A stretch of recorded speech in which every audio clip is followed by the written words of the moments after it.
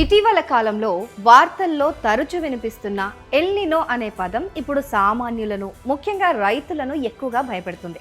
ఎక్కడో వేల మైళ్ళ దూరంలో పసిఫిక్ మహాసముద్రంలో చోటు చేసుకునే ఈ భౌగోళిక మార్పు భారతదేశంతో పాటు తెలుగు రాష్ట్రాల వాతావరణాన్ని తీవ్రంగా తలకిందులు చేస్తోంది. తాజాగా ఆంధ్రప్రదేశ్ అసెంబ్లీ వేదికగా ముఖ్యమంత్రి నారా చంద్రబాబు నాయుడు ఎల్ నినో ప్రభావం పైన తీవ్ర ఆందోళన వ్యక్తం చేశారు.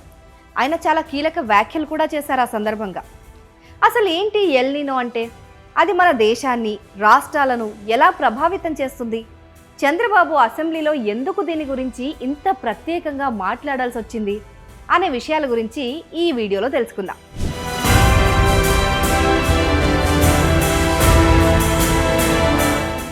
ఇంతకీ ఏంటి ఎల్ నినో? ఎల్ నినో అనేది ఒక స్పానిష్ పదం అండి. దానికి అర్థం చిన్న పిల్లవాడు అని. దాదాపు 400 ఏళ్ల క్రితం పెరు, ఈక్వెడార్ దేశాల్లోని జాలర్లు ప్రతి ఏటా డిసెంబర్ అంటే క్రిస్మస్ సమయంలో సముద్రపు నీరు ఒక్కసారిగా వేడెక్కడాన్ని గమనించారు. ఆ సమయంలో చేపలు దొరకకపోవడంతో సముద్రం ఒక పిల్లవాడిలాగా అల్లరి చేస్తోందని ముద్దుగా ఎల్ నినో అని, అలాగే జీసస్ పుట్టినరోజు సమయంలో వస్తుంది కాబట్టి బేబీ జీసస్ అని కూడా పిలుచుకునేవారు. ఆ పేరు ముద్దుగానే ఉన్నా ఇది తెచ్చే ప్రమాదం మాత్రం ఒక రాక్షస కరువు అండి.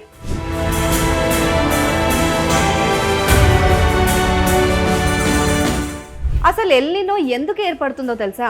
సాధారణంగా పసిఫిక్ మహాసముద్రం పైన తూర్పు నుంచి పడమర దిశగా బలమైన గాలులు వీస్తూ ఉంటాయి. ఇవి వేడి నీటిని ఆస్ట్రేలియా, ఇండోనేషియా వైపు తోసివేస్తాయి. దీంతో మన భారతదేశం వైపు పసిఫిక్ నుంచి సమృద్ధిగా వర్ష మేఘాలు వస్తుంటాయి. కానీ 2 నుంచి 7 ఏళ్లకు ఒకసారి ఈ గాలులు బలహీనపడటం లేదా రివర్స్ లో వీయడం జరుగుతుంది.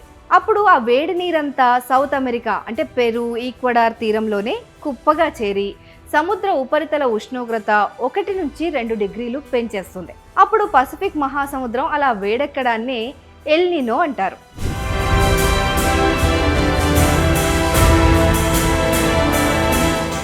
మరి ఈ ఎల్ నినో భారతదేశం పైన చూపే ప్రతాపం ఎలా ఉంటుందనే కదా మీ డౌట్. నేను చెప్తాను వినండి. పసిఫిక్ మహాసముద్రంలో ఉష్ణోగ్రతలు మారగానే ప్రపంచవ్యాప్తంగా వాతావరణం గందరగోళంగా మారుతుంది. సౌత్ అమెరికాలో భారీ వరదలొస్తే ఆస్ట్రేలియాలో అడవులు తగలబడతాయి. ఇక భారతదేశానికి వస్తే మనకు జీవనాధారమైన ఋతుపవనాలు తీవ్రంగా బలహీనపడిపోతాయి. వర్షపాతం దారుణంగా తగ్గిపోయి కరువు పరిస్థితులు దాపరిస్తాయి. భూగర్భ జలాలు ఇంకిపోయి బోర్లు ఎండిపోతాయి. చలికాలంలో కూడా ఉష్ణోగ్రతలు పెరిగి వేడి గాలులు వీస్తాయి. వరి, గోధుమ, కూరగాయలు వంటి పంట దిగుబడి తగ్గిపోయి మార్కెట్లో నిత్యావసరాల ధరలు ఆకాశాన్ని అంటుతాయి.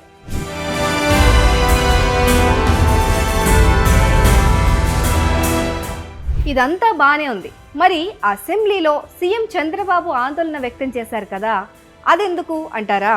ఆంధ్రప్రదేశ్లోని ప్రస్తుతం నెలకొన్న వర్షాభావ పరిస్థితులు, ప్రాజెక్టుల్లో నీటి మట్టాలు పడిపోవడానికి ఈ ఎల్ నినో ప్రభావమే ప్రధాన కారణమని సీఎం చంద్రబాబు అసెంబ్లీలో చెప్పారు.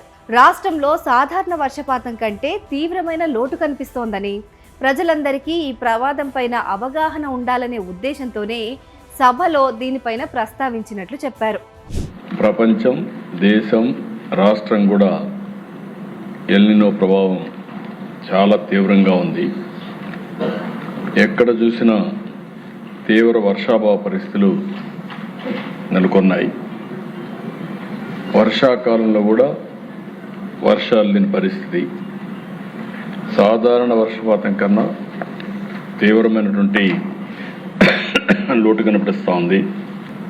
మీలో ఏ మాత్రం కూడా డ్రింకింగ్ వాటర్కి సమస్య లేకుండా చేయడం, ఇండస్ట్రీకి నీటి సమస్య లేకుండా చేయడం, అదే మరిగా ఎక్కడ ప్యాడీ చేసిన వాళ్ళని కన్విన్స్ చేయడం, వరి ధాన్యం వేస్తే సమస్య వస్తుందని, అదే మరి నీళ్లు గ్యారంటీగా ఉంటే ఏదైతే రెయిన్ ఫెడ్ క్రాప్స్ ఏదైతే ఉన్నాయో ఇరిగేటెడ్ డ్రై వేయించడం, అప్పుడు ఆరుతడి పంటలు వేయించడం, అది కూడా లేకపోతే ఎక్కడికక్కడ ప్రకృతి సేద్యం కింద PMDS కింద మీరు ప్రతి ఒక్క ఎకరాకు కానీ విత్తనాలు వేయగలిగితే దానివల్ల అనేక లాభాలు వస్తాయి.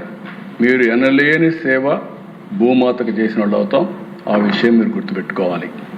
భూతాపాన్ని తగ్గించాలి, అదే మరిగా ఫెర్టిలిటీ పెంచాలి, భూసారాన్ని పెంచాలి.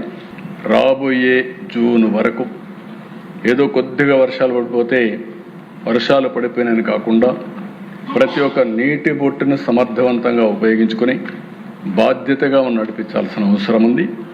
మళ్ళీ నేను దాన్ని కూడా ఒక సవాలుగా తీసుకున్నా. దయచేసి అందరూ కూడా ఎల్నినో యొక్క ప్రభావాన్ని అర్థం చేసుకోండి, ప్రజల్ని ఎడ్యుకేట్ చేయండి, ప్రజల్ని భాగస్వాములు చేయండి. రైతులకు కూడా విజ్ఞప్తి చేస్తున్నా, ప్రజలకు విజ్ఞప్తి చేస్తున్నా, ఇది ఒక ఎక్స్ట్రాడినరీ ఇయర్. సాధారణ అంచనాల ప్రకారం జూన్ నుంచి డిసెంబర్ వరకు ఏపీలో 867 మిల్లీమీటర్ల వర్షపాతం పడాల్సి ఉంది. కానీ ఎల్నినో ప్రభావం వల్ల కేవలం 557 మిల్లీమీటర్లు మాత్రమే నమోదవుతుందని ప్రభుత్వం భావిస్తోంది. జూలైలో ఏకంగా 68% వర్షపాతం లోటు కొన్ని జిల్లాల్లో నమోదైంది. ఆగస్టులో 35%, సెప్టెంబర్లో 35%, అక్టోబర్లో మరో 25%, నవంబర్లో ఒక 20% మేర వర్షపాతం తగ్గుతుందని అధికారులు అంచనా వేశారు. ఎగువ రాష్ట్రాలైన కర్ణాటక, మహారాష్ట్రాల్లో రిజర్వాయర్లు నిండితే తప్ప మనకు నీళ్లు రావు. ఉదాహరణకు శ్రీశైలం ప్రాజెక్టుకు 753 టీఎంసీల నీరు రావాల్సి ఉండగా ఇప్పటి వరకు కేవలం 214 టీఎంసీలు మాత్రమే వచ్చి చేరింది. గోదావరి, కృష్ణా బేసిన్లలో జలకళ కూడా తప్పిపోయింది.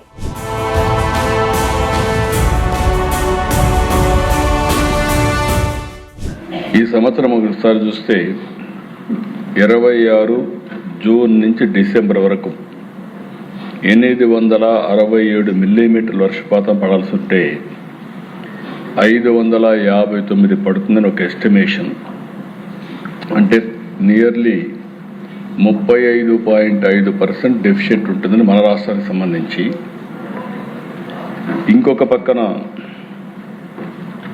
ఈరోజు ఇంత మునుపు కూడా ఒకసారి ఇదే మరిగా వచ్చింది. ఒకసారి గతం లేకపోతే 23, 24, 16%, 18, 19లో కూడా 32% డెఫిసిట్ పడింది.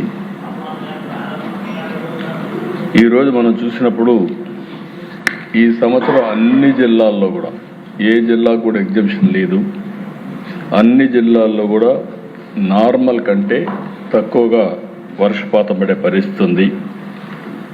కొన్ని జిల్లాల్లో 42% డెఫిసిట్ ఉండొచ్చని ఒక అంచనా. ఇంకొక పక్కన జూలై నెలలో 68% డెఫిసిట్ వర్షపాతం పడే పరిస్థితి వచ్చింది. ఈ సంవత్సరం మంత్ వారీగా మీరు ఒకసారి చూస్తే జూన్లో -25, జూలైలో -68, ఆగస్ట్ -35, సెప్టెంబర్ -35, అక్టోబర్ -25, నవంబర్ -20, డిసెంబర్లో +1. ఆ నెలలో తక్కువ వర్షపాతం పడుతుంది. అది కూడా ఈ యొక్క దక్షిణాంధ్రలో నెల్లూరు, తిరుపతి దగ్గర కొంచెం వర్షాలు పడతాయి. అదన్నమాట ఈ ఎల్నినో సంగతి. పసిఫిక్ మహాసముద్రంలో మొదలైన ఎల్నినో సెగలు ఇప్పుడు మన పొలాలను, కుళాయిలను తాకుతున్నాయి. మరి ఈ ఎల్నినోతో వేగాలంటే రాబోయే రోజుల్లో నీటిని ఎంతో పొదుపుగా వాడుకోవడం తప్ప మరో మార్గం లేదు. తక్కువ నీటి వాడకం ఉండే ప్రత్యామ్నాయ పంటల వైపు దృష్టి సారించాలని ప్రభుత్వం హెచ్చరిస్తోంది ఇప్పుడు.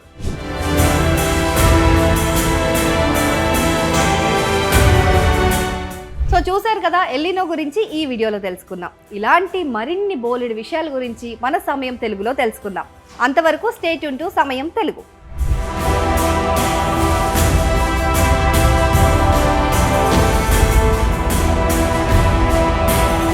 బేసిన్స్లో కూడా ఆల్మట్టి సాధారణ ఇన్ఫ్లో 427 ఉంటే ఈసారి అంచనా 180, నారాయణపూర్లో 428 ఉంటే ఈసారి 139, ఉజ్జయిని 111 ఉంటే ఈసారి 86, జోరాల 754 రావాల్సి వస్తే 193, తుంగభద్ర 219 గాను 201, సుంకేశ్వర 206 గాను 41, శ్రీశైలం 753 టీఎంసీ రావాల్సి వస్తే ఈసారి 214. ఈ విధంగా ఆలోచించినప్పుడు మనకు నీళ్ళన్నీ కూడా కర్ణాటక, మహారాష్ట్ర నుంచి ఎక్కువ వస్తాయి. అక్కడనే వాళ్ళ రిజర్వాయర్స్కి 58 నుంచి 80% వరకు డెఫిసిట్ ఉంటుందని. అక్కడ రిజర్వాయర్స్ ఫుల్ అయితే ఆ నీళ్లు మనకొచ్చే పరిస్థితి వస్తుంది. దీనివల్ల శ్రీశైలం, నాగార్ సాగర్ ఈ 2 రిజర్వాయర్స్ పైన తీవ్రమైన ప్రభావం ఉంటుంది. కాకపోతే గోదావరి దిశ, గోదావరిని మనం చూస్తే భద్రాచలంలో 2195 టీఎంసీ రావాల్సి వస్తే 1092, కోంట 401 రావాల్సి వస్తే 209, కాటన్ బ్యారేజ్ 2557 టీఎంసీ రావాల్సి వస్తే 1071. అంటే మొత్తం ఇక్కడ చూసినప్పుడు దిశ గోదావరి బేసిన్లో 1179 మిల్లీమీటర్ల వర్షపాతం పడాలి. ఈ సంవత్సరం ఎక్స్పెక్టేషన్ 914, అంటే 22.5% వర్షపాతం తక్కువగా పడుతుందని. అక్టోబర్లో అయితే 54% డెఫిసిట్ పడే పరిస్థితి వస్తుంది. అయితే కాస్తో కూస్తో గోదావరి డెల్టాలో, గోదావరి నదిలో మనకు కొంత నీళ్లు వచ్చే పరిస్థితి వచ్చింది. అందుకని ఈరోజు పట్టిసీమ కూడా కృష్ణా డెల్టాలో నీళ్ల కంటే కూడా త్రాగునీరు ఇవ్వగలిగామంటే దానికి కారణం పట్టిసీమ అని చెప్పి కూడా నేను మీకు తెలియజేస్తున్నా. ఇంకొక పక్కన పెన్నా మొత్తం 135 టీఎంసీ సోమశిలకు రావాల్సి వస్తే 51 వస్తాయి. గొట్టా బ్యారేజ్ వంశధార 87కు 36, తోటపల్లి నాగావళి 36కు 27. అంటే కొద్దిగా మనం చూసినప్పుడు పెన్నా బేసిన్ కొంచెం తక్కువ వర్షం నీళ్లు రావడం అలాంటి ప్రమాదం కూడా ఉంది.